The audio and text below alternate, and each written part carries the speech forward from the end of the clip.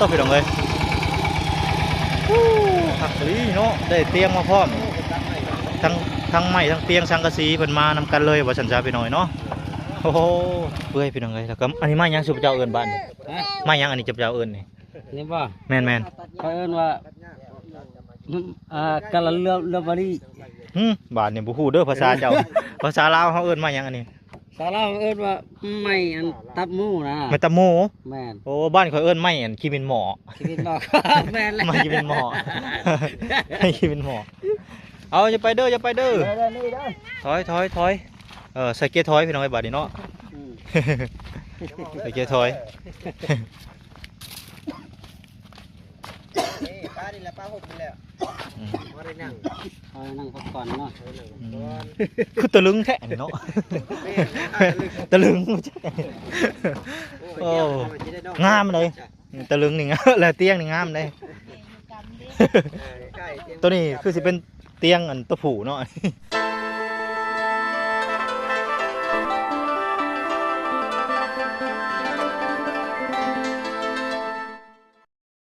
ตัวพี่น้องไอ้บาทเลยเนาะว่าตอนนี้ก็เป็นเวลาอยู่ประมาณ4 โมงเนาะพี่น้องมาพบพ่อกันในช่วงแรงๆตอนตะเวนแดงพี่น้องเนาะตอนนี้ก็ทางไอ้แก้วเพิ่นเดินทางมาแล้วพี่น้องเนาะทางไม้ทั้งตอกเพิ่นนั่นแหละได้ตัดมือเช้านี่แหละเนาะพี่น้องเนาะเอาสบายดีเด้อพ่อแม่พี่น้อง FC ไก่บดสุขุสุคนเนาะพี่น้องเพราะว่าอยู่ไกลมื้อนี้ก็มาพบกับบอลเสียงลายคือเก่าคือเดิมพี่น้องเนาะอ๋อตัวพี่น้องเลยผักลีเนาะได้เตียงมาพร้อมทั้งไม้ทั้งเตียงสังกะสีเพิ่นมานำกันเลยว่าสันจะไปหน่อยเนาะโอ้โหโอ้ไม้คักลีไม้นี่ไม้แบบซื่อแม่นบอโอ้ไม้เราคักลีนี่โอเคจอดโอ้คักไปตรงเลยโอ้มหอดเจอเติงโอ้ถือหัวโคมมาพร้อมบ่านี่เนาะเอาสบายดี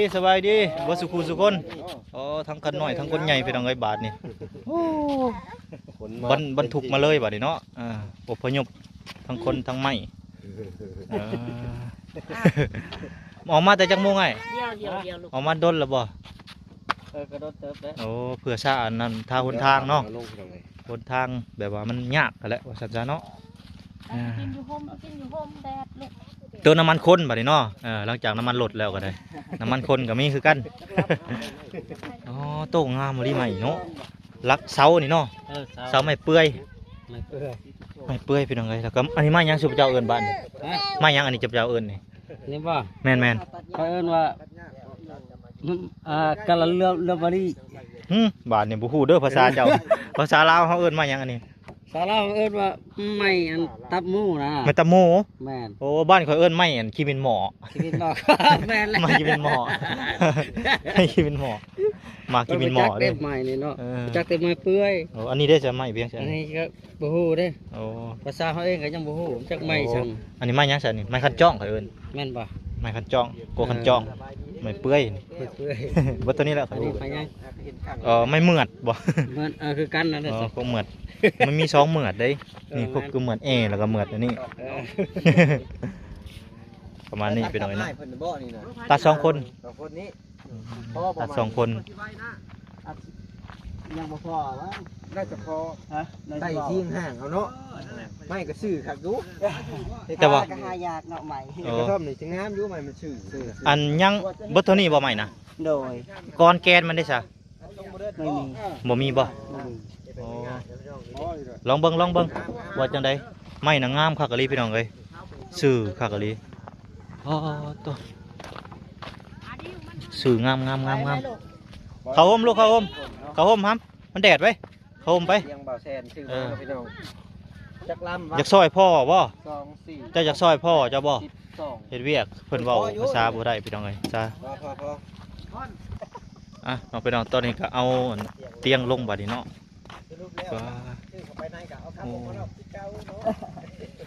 เอาอย่าไปเด้อถอยใส่เกียร์ถอยพี่น้องไอ้บาดนี้เนาะใส่เกียร์ถอย ป้าดิละ ปลาห่มนี่แหละ อืม มาได้นั่ง เอานั่งพักผ่อนเนาะ คือตะลึงแท้นี่เนาะตะลึงบ่ใช่โอ้งามเลยตะลึงนี่งามแล้วเตียงนี่งามเลย ตัวนี้คือสิเป็นเตียงอันตัวผูเนาะ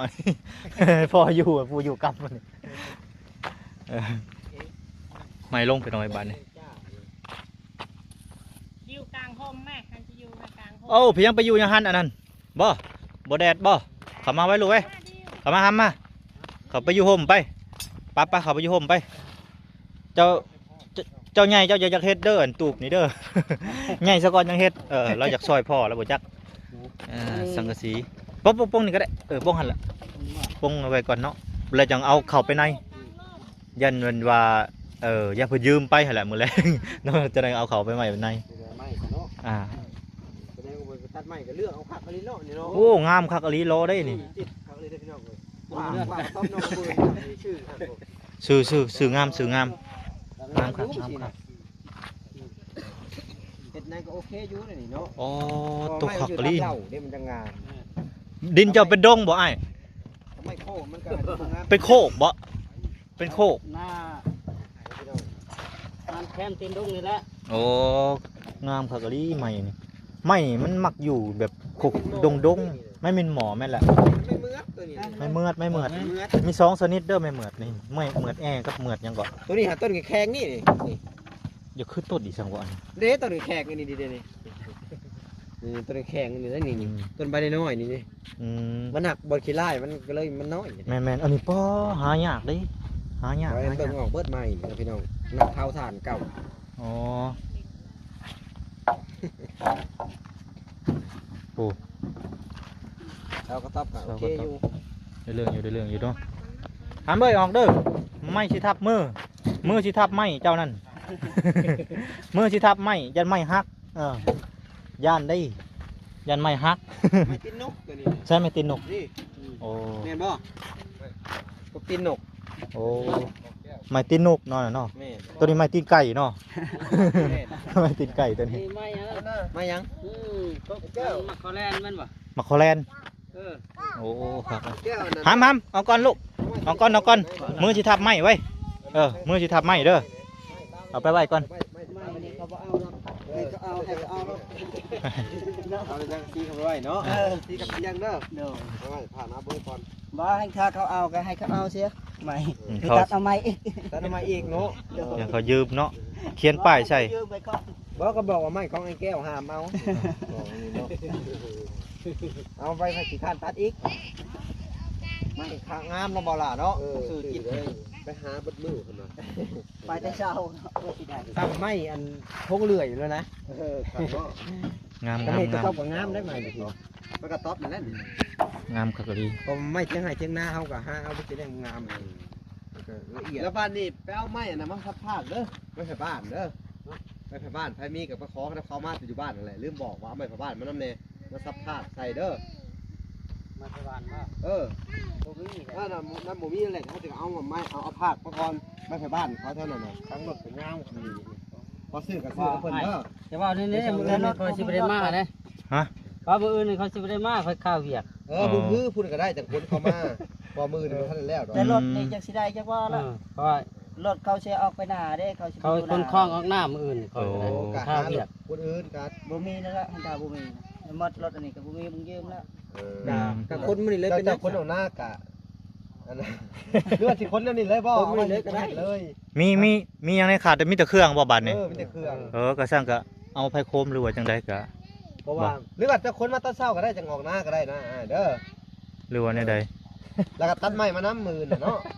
เขามาแต่เช้าเด้อ แต่ไม่ไฟบ้านน่ะก็ไผมีบ่มีนั่นแหละไฟบ้าน แถวบ้านกับพอซื้อของเขาก็ได้เดี๋ยวจะเอาเงินให้เด้อแล้วก็มีตอนนี้เขาจะมอบเงินให้เจ้าอยู่จัก100,000มาหันเขาก็มอบให้200,000 เอาเด้อให้ สบายดี อายุคนยืนเด้อคนที่ฝากเงินมาให้เด้อสมาเบอร์ญาติเจ้าเพิ่นยืม โอ้ตอนนี้ก็เอาสังกะสีเขาไปไว้ก่อนเนาะอย่าเพิ่นยืมพี่น้องเอ้ย อย่ามีคนยืมไปจักแผ่นอ้าย 18 อ๋อ18แผ่น โดย โอเคเขาไปไว้นี่ย่างไปพูดเลยก็ได้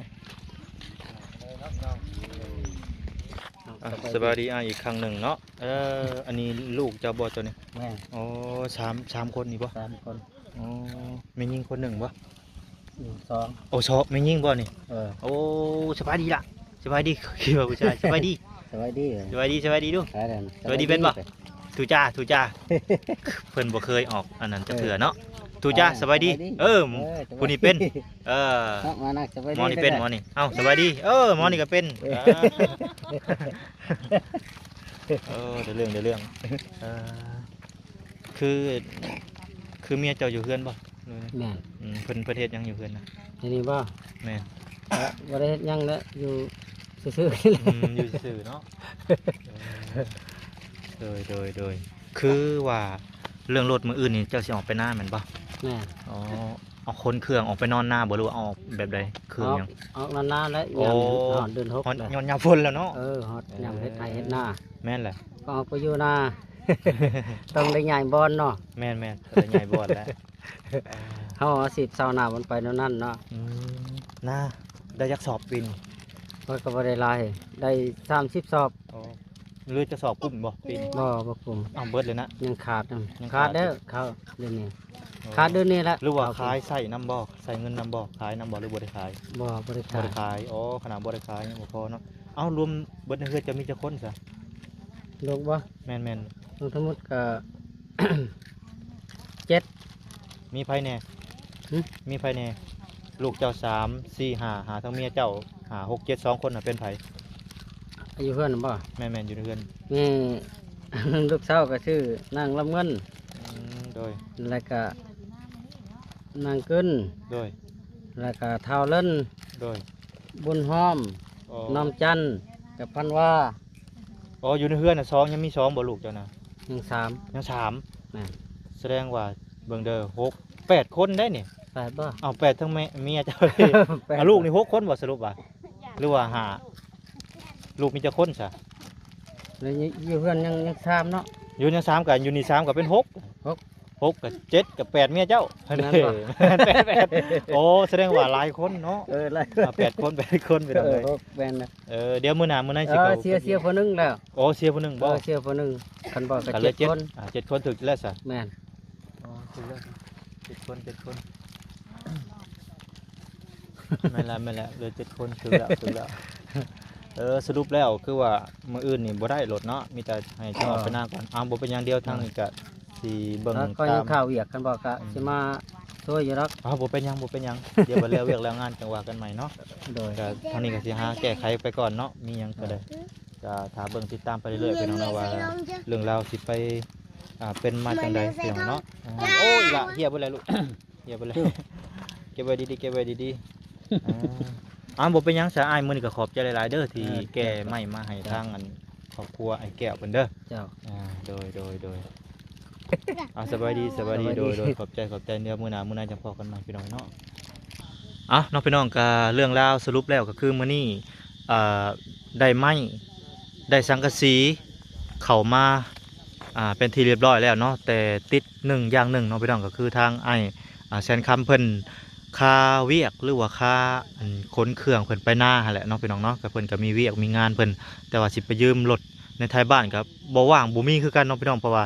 ทางชาวบ้านเพิ่นก็แก้พื้นแก้ถ่านคือกันเนาะก็แบบว่าหาเพิ่นก็ยากก็เดี๋ยวสิลองประสานงานใหม่เนาะพี่น้องก็สิแก้ไขไปแบบแบบต้นเบื้องต้นก่อนเนาะพี่น้องเนาะก็คือช่วงนี้ก็ฝนก็ยังบ่ทันบ่ได้ลิงยังบ่ได้มาต่อเนื่องเนาะฝนป่าขนองก็ได้ก็คือทั้งไอแซนคัมเพิ่นก็น้องพี่น้องก็มีคอมเมนต์มาอยู่น้องพี่น้องก็ว่าโอ้ให้เพิ่นเนี่ยเด้อเรื่องค่านมกน้ำมันหรือว่าซื้ออยู่ซื้อกินเนาะก็เพิ่นทางครอบครัวไอ้แก้วเพิ่นก็แบ่งให้อยู่น้องพี่น้องแต่ว่าบ่ได้ถ่ายทำให้พ่อแม่พี่น้องเบิ่งแต่ว่าก็สิมาบอกหรือว่าให้พี่น้องผู้ฟังนำกันเนาะก็แบบว่าบ่ให้เป็นเรื่องดราม่าแหละน้องพี่น้องเนาะก็คือแบบว่าทางครอบครัวไอ้แก้วเพิ่นก็แบ่งปันกันกินอยู่เนาะกับครอบครัวไอ้แซนคัมเพิ่นนี่แหละพี่น้องเนาะก็น้ำมุกน้ำมันก็ได้เติมให้เพิ่นแล้วเรื่องที่อยู่ที่กินก็กินนำกันนั่นแหละพี่น้องเนาะโดยป้าสัตว์พี่น้องก็คลิปนี้ก็สิจบไว้เพียงส่านี้เนาะเอาไว้คลิปหน้าจะพบกันใหม่สำหรับคลิปนี้ขอกล่าวคำว่าสบายดีพี่น้องสบายดี